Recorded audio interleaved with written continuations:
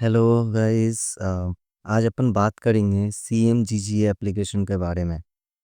देखिए, पहले मैं आपको दिखाता हूँ कि मेरे पास जो शॉर्ट लिस्टिंग का मेल आया था तो वो किस टाइप का था, और उसके फर्दर प्रोसीजर क्या है, क्यों मुझे शॉर्ट लिस्ट किया गया, जो रिटन टेस्ट लिया गया था उसमें मेरा ओवरऑल एक्सपीरियंस क्या है, मैंने क्या मिस्टेक किया जो बाकी कैंडिडेट को नहीं करना चाहिए, और साथ में किस तरीके का सवाल वो पूछते हैं। अगर आप बाद में इसके लिए प्रिपेयर करने जा रहे हैं या किसी भी चीफ मिनिस्टर फेलो के लिए, तो ये वीडियो आपके लिए बहुत हेल्पफुल रहेगा।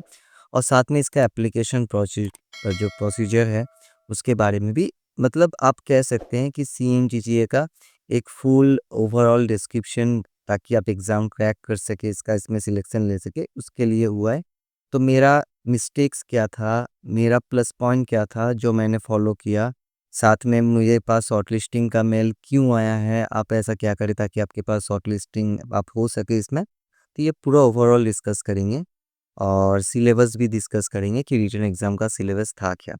देखिए, आप देख सक रहे हैं कि आपके स्क्रीन पे कि मेरे पास ये शॉर्टलिस्टिंग का वो मेल आया था, we are placed to inform you that shortlist, आपको यहाँ पे शॉर्टलिस्ट जो है किया गया है।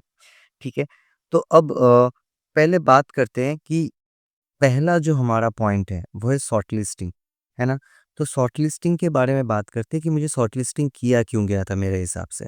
देखिए, सिर्फ मेरा नहीं, मेरा एक दोस्त का भी इसमें कॉल आया था, शॉर्टलिस्टिंग का मेल आया था।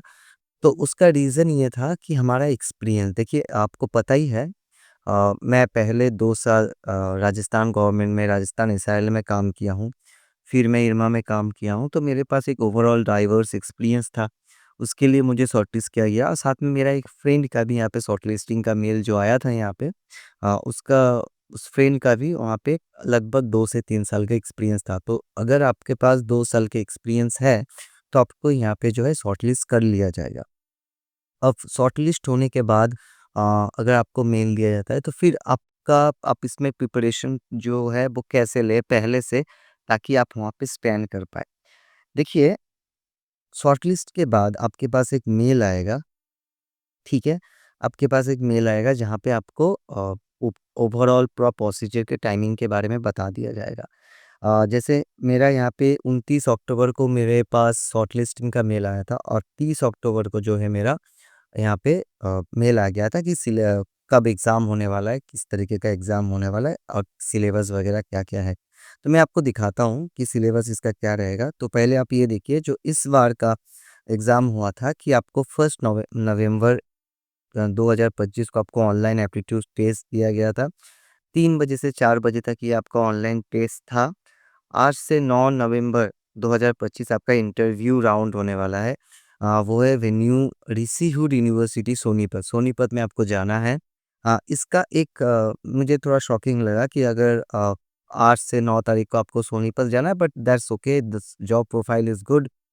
तो इतना तो बनता ही है। और 15 नवंबर को फाइनल रिज़ल्ट जो है अनाउंस कर देंगे ये, और जिससे 5 से 25 दिसंबर तक आपका जॉइनिंग, इंडक्शन, ट्रेनिंग वगैरह कंप्लीट हो जाएगा, और 1 जनवरी 2026 को आपको फाइनल डिप्लॉयमेंट दे दिया जाएगा। देखिए, फुल ट्रांसपेरेंट जो है आपका प्रोसेस रहने वाला है। अ, आपको पूरा ओवरऑल बता दिया गया है कि कब आपका क्या आएगा, कब नहीं आएगा। अगर बाय एनी चांस आप शॉर्टलिस्ट नहीं होते हैं या आप क्वालीफाई नहीं करते हैं, तो आपको यहाँ पे कोई मेल नहीं दिया जाएगा, ठीक है? तो एक बार देखते हैं कि पहले इसका जो एग्ज़ाम के बारे में बात करते हैं। पहले एग्ज़ाम के मैंने क्या-क्या मिस्टेक किया, इसको बताने से पहले मैं एक बार आपको सिलेबस दिखा देता हूँ। Just wait. देखिए, आपको इस कंप्यूटर स्क्रीन पे एक सिलेबस दिख आपको आप देख पा रहे होंगे। बताऊँ, 1 नवंबर 3 से 4 बजे तक आपको यहाँ पे जो एग्ज़ाम है, टोटल ड्यूरेशन 60 मिनट, यानी कि 1 घंटे का आपको पूरा एग्ज़ाम होने वाला है। 6 सेक्शन में आपका एग्ज़ाम होगा, ठीक है? आपको यहाँ पे लैपटॉप के थ्रू ही जॉइन करना है। अगर आपके पास टैबलेट्स हैं या मोबाइल डिवाइस हैं, तो आपको यहाँ पे जो है अलाउ नहीं किया जाएगा, ठीक है? उसके बाद है, सेक्शन क्या-क्या है? फर्स्ट है analytical ability and problem solving. Analytical ability problem solving का 8 क्वेश्चन है। टोटल टाइम दिया गया है 9 मिनट। एब्स्ट्रैक्ट रीजनिंग का 8 क्वेश्चन है, टोटल टाइम दिया गया 9 मिनट। क्रिटिकल थिंकिंग का 8 क्वेश्चन है, टाइम दिया गया 12 मिनट। न्यूमेरिकल एबिलिटी का 8 क्वेश्चन है, टाइम दिया गया 9 मिनट। डेटा एनालिसिस का 8 क्वेश्चन है, टाइम दिया गया 12 मिनट। और वर्बल एबिलिटी का 8 क्वेश्चन है, टाइम दिया गया 9 मिनट। ठीक है। अब देखिए टेस्ट का होगा कैसे, पहले आपको यहाँ पे एक पूरा मैनुअल दे दिया जाएगा। मैं मैनुअल को अभी जस्ट बता दे रहा हूँ overall. That is not so important कि आप आपको वहाँ पे वो हो ही जाएगा। मैनुअल ये है कि उनका एक अलग से प्लेटफॉर्म है जहाँ पे वो एग्ज़ाम लेते हैं। वहाँ पे आपको वहाँ पे लॉगिन करना है आपके लैपटॉप के थ्रू। आपके लैपटॉप में स्क्रीन शेयर करना है, ऑडियो शेयर करना है। उसके बाद एक टेस्ट वगैरह लैपटॉप में वो सिस्टम ऑटोमेटिकली डिटेक्ट करेंगे कि आपका जो लैपटॉप है वो इस टेस्ट को देने के लिए एलिजिबल है या नहीं है। जब ये सारे ओके हो जाएंगे तब जो है आप इस टेस्ट में एंटर कर पाइएगा। और टेस्ट में उसको पास करने के बाद आप जब टेस्ट में एंटर कीजिएगा तो आपके पास सारे सेक्शन खुल जाएंगे कि आपको यहाँ पे चूज करने का ऑप्शन जो है चूज करने का ऑप्शन दिया जाएगा कि आप कौन सा सेक्शन पहले करना चाहते हैं। ठीक है। अब देखिए मेरे रिटन एग्जाम में मैंने पहले जो है एनालिटिकल एबिलिटी चूज किया था, जो कि मेरे हिसाब से मुझे थोड़ा स्ट्रेटेजिकली इसको देना चाहिए था। हालांकि टाइम ही बहुत कम था। देखिए मैं अगर 30 अक्टूबर को ये मेल दिया गया है तो 1 दिन का टाइम दिया गया, उसके बाद 1 नवंबर को जो एग्ज़ाम है। तो मैंने पहले इसका सॉल्व किया। क्वेश्चन काइंड ऑफ मैं नहीं कहूँगा बहुत ज़्यादा डिफ़िकल्ट रहते हैं, पर बहुत ज़्यादा ईज़ी भी नहीं रहते। आप चार एनालिटिकल एबिलिटी या प्रॉब्लम सॉल्विंग इसमें आप सोच सकते हैं कि आपको लॉजिकल रीज़निंग, सिलोगिज़्म, डायरेक्शन, है ना? डायरेक्शन टेस्ट, ब्लड रिलेशन ये सारे जो हैं आप ही आपको दिए जाएँगे लॉजिकल रीज़निंग का। अब एक डाउट होता आता है कि मैं जब इसको प्रिपेयर कर रहा था, मेरे पास आइडिया नहीं था कि what's the question level for this exam, किस तरीके का क्वेश्चन आता है, एमटीएस लेवल का या एसएससी सीजीएल लेवल का। देखिए ये मैं आप कह सकते हैं कि ये kind of SSC CGL level और उससे थोड़ा-सा आप बिलो कह सकते हैं। बाकी उस तरीके का क्वेश्चन भी है, कुछ question even NABARD regulatory bodies exam को भी टच करने का जैसा है। तो एक मिक्स ऑफ ऑल क्वेश्चंस है, पर ज़्यादातर आपको मीडियम रेंज वाले सवाल ही मिलेंगे। फॉर आपको ताकि समझने में आपको आसानी हो जाए, मैं थोड़ा-सा आपको एक-एक सवाल का एग्ज़ाम्पल देके बताता हूँ कि किस तरीके का सवाल है। देखिए ब्लड रिलेशन हम सभी करते हैं, एक लॉजिकल रीज़निंग का टॉपिक है। तो ब्लड रिलेशन में सारे जो टॉपिक्स हैं, वहाँ पे क्वेश्चन का लेवल है। मान लीजिए आपको दिया गया कि एक सिंपल क्वेश्चन कि एक कोई एक्स वाई जेड पर्सन है, ये किसी पर्सन का मामा, किसी पर्सन का लड़के का बेटा, इस तरीके का, तो ये बताओ ये किससे कैसे रिलेटेड है। तो ये हो गया बेसिक सा सवाल और कुछ ये। तो यहाँ पे जो सवाल दिया गया था आप समझ सकते हैं कि एक कोई एक्स पर्सन है, वो वाई पर्सन को एक फोटो के तरफ पॉइंट करके ये बोल रहे हैं कि ये तुम्हारे चाचा के भतीजे के मामा के लड़के के कुछ भी समथिंग है, तो बताओ तुम इसके क्या लगते हो, है ना? तो इस तरीके का सवाल है। अब नॉर्मल ब्लड रिलेशन जो है वो थोड़ा-सा आपको सॉल्व हो जाएगा, पर इसमें थोड़ा-सा आपको प्रैक्टिस जो है करना पड़ेगा, वरना आप एग्ज़ाम में फँस सकते हैं। तो उसमें क्या है, ईज़ी सवाल भी रहेंगे आपको, जैसे डायरेक्शन टेस्ट में भी वहाँ पे ईज़ी सवाल दिया गया था, ठीक है? कुछ जगह एंगल निकालने के लिए भी बोल बोल देते हैं।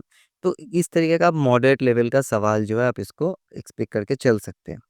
देखिए मेरा इस सेक्शन को करने के टाइम मेरे हिसाब से जो मैंने पहले एनालिटिकल एबिलिटी का जो सेक्शन मैंने उठाया था, उसमें मैं मेरे हिसाब से मुझे नहीं उठाना चाहिए, क्योंकि देखिए पहला जो रीज़न है, ये है टाइम टेकिंग, है ना? ये टाइम टेकिंग और टू बी ऑनेस्ट मुझे जो लगा जो लेवल का क्वेश्चन्स है 8 मिनट अ, 8 क्वेश्चन के लिए 9 मिनट का समय, मान लीजिए 1 मिनट आपको क्वेश्चन पढ़ने में चला गया, तो 8 1 क्वेश्चन के लिए 1 मिनट यहाँ पे दिया गया है। तो मेरे हिसाब से कि मैंने पहले तो 1 मिनट जो सवाल रीड करने में लगा दिया इस सेक्शन का, तो मुझे लगा कि इसके में मुझे सारे सवाल जो है आएँगे। पर मैंने मिस्टेक क्या किया कि मैंने यहाँ पे सवाल सॉल्व करने में ज़्यादा जोर लगा दिया, हालाँकि मुझे टाइम मैनेजमेंट में करना था। अगर आप इसमें प्रिपेयर है, अगर आपका स्पीड अच्छा है तो वेल एंड गुड है। अगर आप नहीं है तो आपको फिर यहाँ पे टाइम मैनेजमेंट का आपको यहाँ पे करना पड़ेगा। जैसे मुझे यहाँ पे सारे सवाल आते थे, पर मैंने 4 सवाल काइंड ऑफ अटेंड किए, फिर मेरा वो टाइम चला गया। जब भी आपका वो टाइम जाएगा, आपका यहाँ पे जो है सेक्शन ऑफ हो जाएगा, फिर आपको टाइम नहीं मिलेगा इसको करने का। उसके बाद है एब्स्ट्रैक्ट रीज़निंग, ठीक है? यहाँ पे भी आपको kind of reasoning based and उस टाइप का सवाल मिलेंगे आपको। रीज़निंग आई मीन आपको यहाँ पे बॉक्सेस दे दिए जाएँगे कि बताओ इस बॉक्सेस में कौन-सा ऑड एंड आउट है, कौन-सा ये है ना न्यूमेरिकल ये है। तो उस टाइप का यहाँ पे रीज़निंग दिया जाएगा, क्रिटिकल थिंकिंग का सवाल है। न्यूमेरिकल एबिलिटी में भी आपको दिया जाएगा रेशियो, प्रोपोर्शन, कंपाउंड इंटरेस्ट, सारे जितने जो टॉपिक्स हैं, वहाँ पे आपको यहाँ पे मॉडरेट लेवल का सवाल जो है दिया जाएगा। डेटा एनालिसिस में आपको टेबल दे दिए जाएँगे डेटा का, उसमें में से आपको सवाल सॉल्व करना है। एक टेबल में से शायद 3 टेबल दिए हुए थे 8 सवाल के लिए, तो आप मान सकते हैं एक में 3 सवाल थे, एक में 3 सवाल थे, एक में 2 सवाल थे एक एनालिसिस में। तो आपको उसमें से करना है और वर्बल एबिलिटी में आपको इंग्लिश में क्लोज टेस्ट दिया गया था। उसके बाद आपको सेंटेंस रीअरेंजमेंट्स, उसके बाद ग्रामेटिकल एरर क्या था, आपको वहाँ पे फिल इन द ब्लैंक्स करना था, आपको पैसेज दिया गया था उसमें से सवाल करना था। तो इंग्लिश उतना वहाँ पे जो है मुश्किल नहीं था, जो आप बना सकते हैं अगर आप जाएँगे तो। पर आपको इस अगर एग्ज़ाम को आप देना चाहते हैं तो पहला जो आपको ध्यान में रखना है कि आपको टाइम मैनेजमेंट जो है प्रॉपर तरीके से आना चाहिए। और ऐसा नहीं है कि इसमें अगर उस गवर्नमेंट एग्ज़ाम जैसा कॉम्पिटिशन नहीं है, तो इसका मतलब ये नहीं है ये सवाल जो है बहुत ईज़ी करेंगे, ऐसा नहीं है। सवाल काफ़ी मॉडरेट टाइप का होगा, तो आपको यहाँ पे अगर टाइम मैनेजमेंट नहीं करते हैं तो आप इसमें फँस सकते हैं। तो ये ओवरऑल एक आप कह सकते हैं एक्सपीरियंस था मेरा रिटन एग्ज़ाम का, जहाँ पे मैंने जो यहाँ पे प्रॉब्लम फेस किया वो है टाइम मैनेजमेंट का। फिर मैंने जो स्ट्रैटेजी किया था कि जैसे कि आप नेगेटिव मार्किंग नहीं है तो आप चाहे तो इसमें जितना मर्ज़ी अटेंड कर सकते हैं, आपको यहाँ पे नेगेटिव मार्किंग जो है वो नहीं दिया जाएगा। तो आप कोशिश कीजिएगा कि सारे सवाल आप अटेंड करके आएँ। ठीक है? आप यहाँ पे देख सकते हैं कि 48 क्वेश्चन, 6 सेक्शन, 60 मिनट, यहाँ पे इस तरीके का इंटरफ़ेस जो है दिया जाएगा, इस तरीके का इंटरफ़ेस दिया जाएगा आपको। यहाँ पे देखिए आप स स स्टार स्क्रीन कैप्चर, यहाँ पे ये प्रॉपर आपका वो सिस्टम जो है चेक करेंगे कि आपका सिस्टम एलिजिबल है कि नहीं, फिर आपको रजिस्ट्रेशन आईडी वगैरह देके आपको यहाँ पे लॉगिन करके फिर आप एग्ज़ाम इसको दे सकते हैं। ठीक है? तो इस टाइप का आपका मेल किया जाएगा। अगर आप इसमें पास होते हैं तो फिर आपको यहाँ पे जो है शॉर्टलिस्टिंग का इंटरव्यू का मेल आएगा। तो ये प्रॉपर ये एक आपका सिलेबस था और मेरा एक ओवरऑल एक्सपीरियंस था सीएमजीजे में।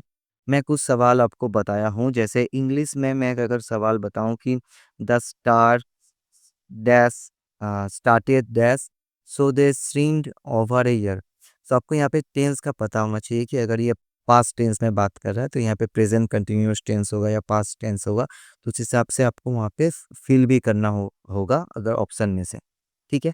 तो इस टाइप का इंग्लिश का उतना प्रॉब्लम नहीं था, आप मैथ भी बना सकते हैं। अगर आप मान लीजिए अगर आप एसएससी का या किसी भी गवर्नमेंट एग्ज़ाम का प्रिपेयर कर रहे हैं, तो ये आपका एग्ज़ाम ऐसा लगेगा कि आप इसमें सारा सवाल बना पाएँगे। आप इसको मतलब आपके नॉलेज में ये सवाल आएगा, पर आपको जो है मेन टाइम मैनेजमेंट करना है। तो ये पूरा पूरा ओवरऑल जो है इसका सिलेबस भी था और उसमें से आप कर सकते हैं। बहुत सारे सवाल जो हैं वो बॉक्स में से थे कि बताओ कौन-सा ऑड बॉक्स है, कौन-सा बॉक्स यहाँ पे मैच हो रहा है, इसमें से कौन-सा बॉक्स होना चाहिए। तो उस टाइप का सवाल बहुत ज़्यादा थे यहाँ पे, जो मुझे लगा आपका रीडिंग अगर आप पैसेज करके आते हैं तो वहाँ पे 2-3 पैसेज दिए हुए थे, आप उसको भी आसानी से अटेंड कर सकते थे। यो ये एक प्रॉपर ओवरऑल आपका था एक वीडियो। अ, आपको मैं ये इसका जो है जो स्क्रीन रिकॉर्डिंग में आप इस सवाल का वो भी अटैच कर दूँगा ताकि आपको समझने में ईज़ी हो। और जो जिसको भी इंटरव्यू के लिए कॉल आया है सीएमजीजीए में, बहुत-बहुत कांग्रेचुलेशंस, बहुत ही अच्छी जॉब है ये। आप जाइए इसको फुल प्रिपेयर करके सोनीपत में जाइए। आप all the best for your interview. बहुत अच्छे तरीके से दीजिए इसको, क्योंकि देखिए ये जो जॉब रोल्स है इसको काफ़ी वहाँ पे मिनी सीएम का जॉब भी बोला जाता है। यंग एसोसिएट का एक बहुत इंपॉर्टेंट रोल रहता है वहाँ पे पॉलिसी फॉर्मेशन, स्कीम इम्प्लीमेंटेशन, क्योंकि सीधा आपको डीएम के साथ जो है यहाँ पे काम करना है, तो एक बहुत ही अच्छा खासा एक्सपोज़र आपको यहाँ पे मिलता है। तो अब इसको ज़रूर जब आप निकलेगा आप इसको ज़रूर अप्लाई कीजिएगा और मुझे पिन कमेंट में बताइएगा किन-किन का यहाँ पे शॉर्टलिस्ट हुआ था या नहीं हुआ था, या उनका रीज़न क्या था, किसको इंटरव्यू का कॉल आया, ज़रूर यहाँ पे पिन कमेंट में आप पिन करके जाइएगा। थैंक यू सो मच, मिलते हैं नए एक वीडियो में, नए कुछ ऐसे एक्सपीरियंस के साथ। तब तक के लिए thank you so much for join.